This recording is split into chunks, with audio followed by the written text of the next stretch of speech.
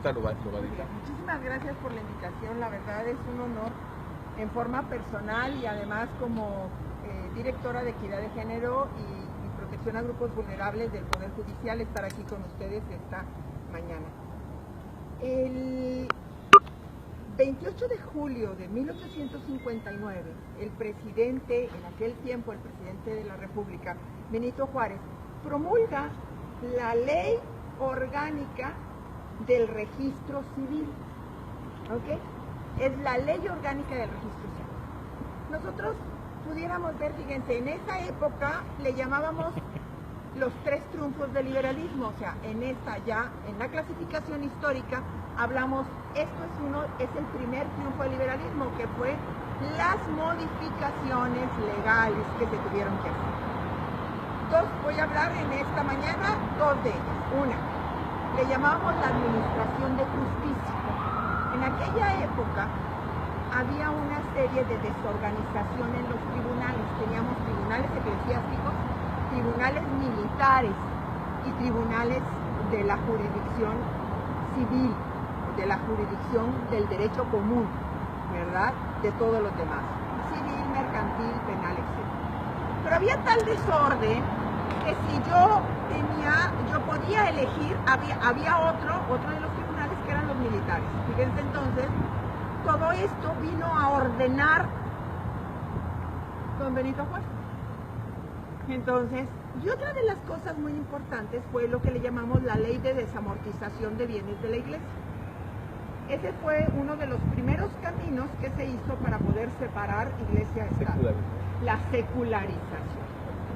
Una fue la desamortización de bienes y la otra la secularización con respecto de ir determinando la debida competencia entre los actos que deberían de estar regidos por el derecho canónico y los actos que deberían de estar regidos ahora por el derecho común, ¿ok? Y ya por nuestro derecho civil.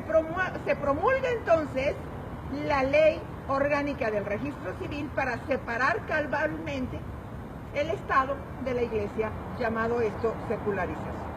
¿Qué le corresponde? Entonces vamos a celebrar 157 años. ¿Qué naturaleza jurídica tiene el registro civil? Es una institución pública que su fin es publicidad de los actos del Estado civil. Y empezamos a revisar no nada más la naturaleza jurídica del registro civil, que además es bien importante que conozcamos que tienen valor probatorio pleno todos los documentos que expide el registro civil gracias precisamente a esta promulgación. Dejarle al derecho canónico lo que le corresponde, dejarle entonces al derecho común. ¿Qué tan importante es esto para el matrimonio igualitario? ¿Qué tan importante es esto para poder realizar todas estas rectificaciones de actas de nacimiento cuando, fíjense bien, cuando existe lo que le llamamos disforia de género? Para poder entender esto tendríamos que conocer la historia.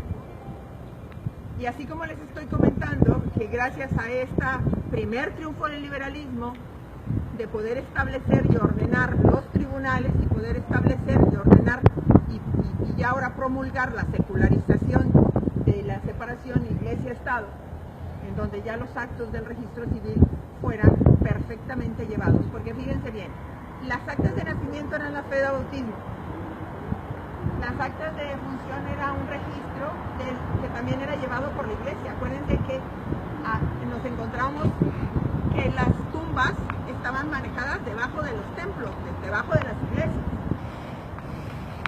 Entonces todo el registro de actas de nacimiento y actas de defunción eran llevados por la iglesia y el matrimonio.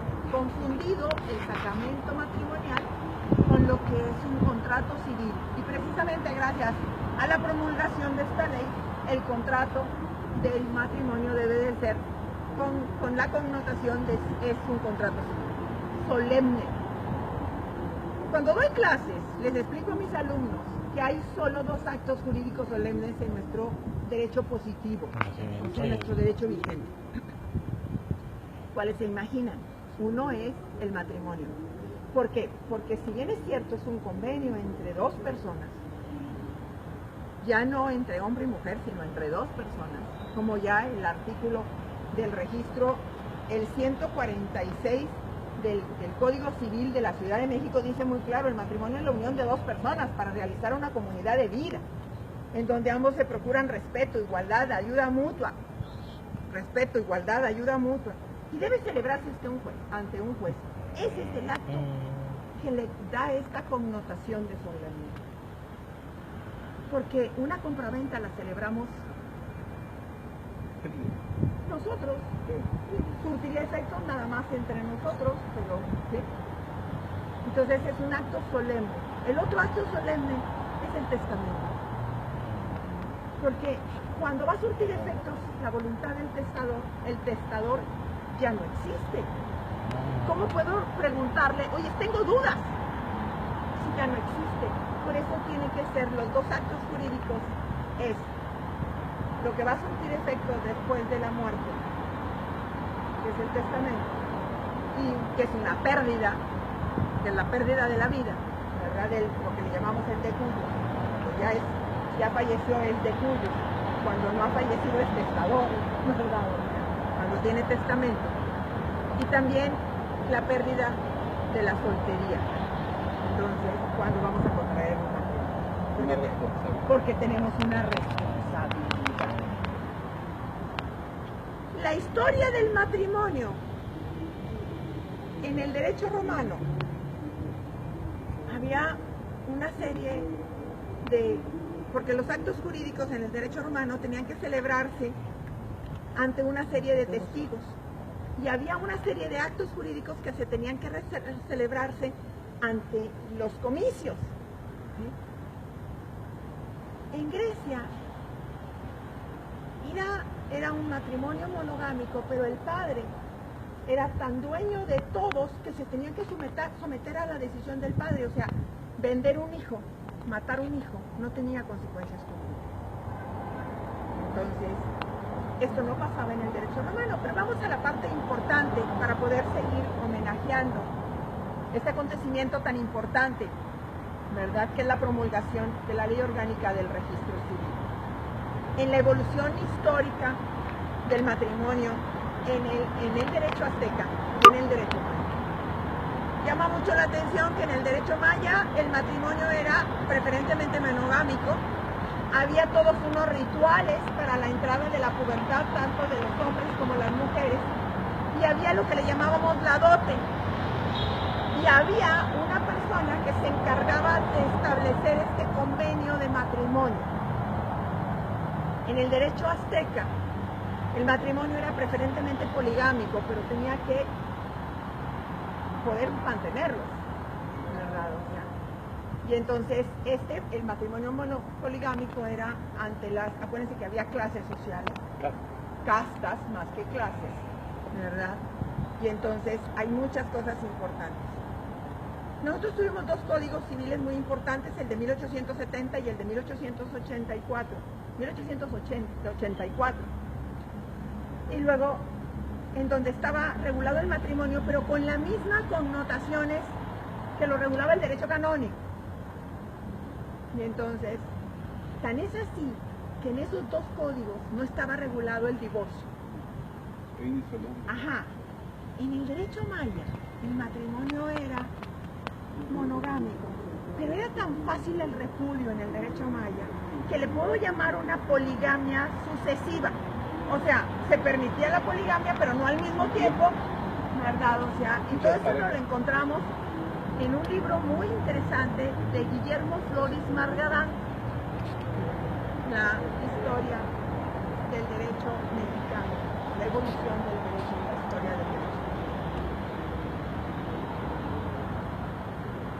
Es hasta 1917, en la Ley de Relaciones Familiares, en donde se decreta el divorcio en la República Mexicana. Solo existía la separación de cuerpos, o sea, siguiendo con la connotación del derecho canónico, quiero decirles que el derecho canónico es un derecho vigente en México. Claro, en los actos de la iglesia, no sé si me estoy explicando, ahí está vigente. Y quienes que quieran someterse al derecho canónico, adelante, ¿verdad? O sea, es un derecho, pero el derecho que debe de regir, ¿verdad? En el sentido de todas y todos los que vivimos en este territorio, entonces debe de utilizar y acatar las normas que las convenciones de los derechos humanos han establecido en este país. Concluyo diciéndoles que esto es una lucha que a partir de la reforma constitucional de los derechos humanos que acabamos de cumplir en junio, en 5 años, es algo que nos debe de motivar para poder seguir con base en promulgaciones como estas, que fue el parteaguas, ¿verdad? Porque si no se hubiera dado esta ley orgánica del registro civil, no tendríamos entonces esta secularización, ¿verdad? Otro tema, como les decía, fue la desamortización de bienes de la iglesia. Hay estudios, quiero que ustedes sepan, que se dice que el 90% de la población, el 90% de la propiedad era de la iglesia. Nunca lo vamos a saber porque no tenían título. Claro. ¿Sí? Entonces, muchos de ellas eran donaciones, apropiaciones, otros eran porque no había banca, entonces apenas no había surgido la banca y todos eran también por créditos. Y acuérdense que también existe, es cuando tengo miedo no poder entrar al cielo. Indulgencia. ¿Lo digan? Entonces, como conocer la historia y conmemorar acontecimientos como este, que es el 157 aniversario de la Ley Orgánica del Registro Civil, nos ubican que hemos avanzado y lo más importante, que nos falta por avanzar. Muchísimas gracias.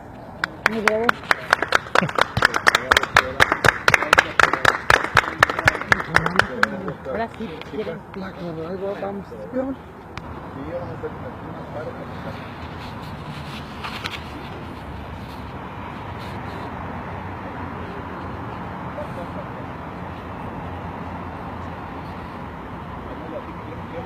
Bien colocadito. Arréglenme bien que se vean los letreros, hija.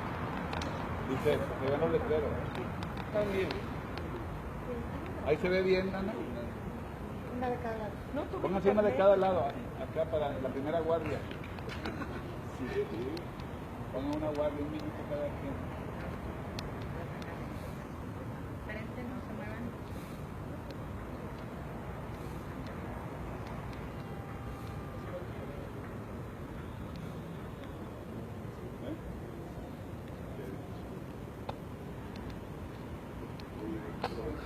Y ahora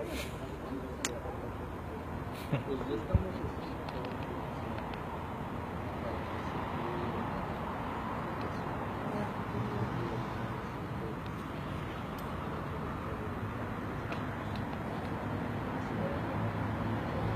Anita, se ve muy claro. Ahora cambia el brazo. Ahí toda. Todos, fíjense, de lado y lado.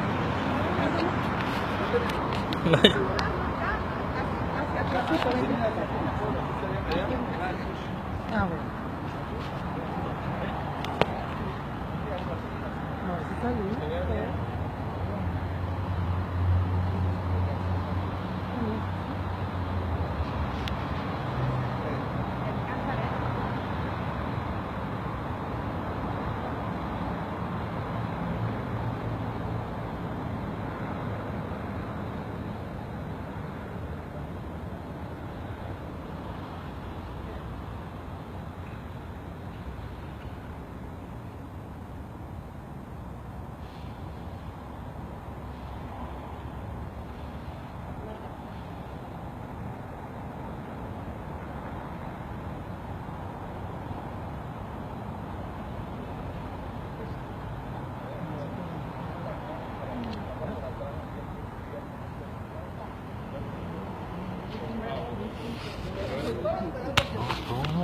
Echa el celular.